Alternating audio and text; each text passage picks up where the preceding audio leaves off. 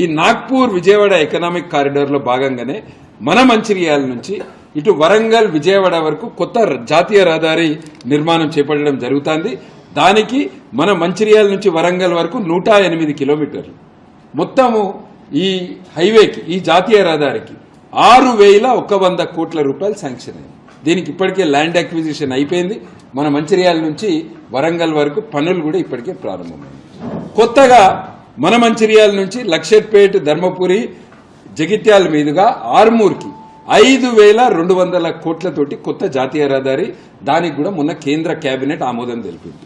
మన మంచిర్యాల నుంచి ఇటు బెల్లంపల్లి కాగజ్ నగర్ ఆసిఫాబాద్ పోయే జాతీయ రహదారి ఇప్పటికే అయిపోయింది.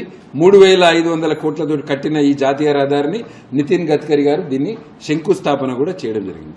మన మంచిర్యాల నుంచి నలుమూలల మనం కేవలం జాతీయ రహదారులు తీసుకుంటే 10,000 కోట్ల కంటే ఎక్కువ మోడీ గారి ప్రభుత్వం ఖర్చు పెట్టింది.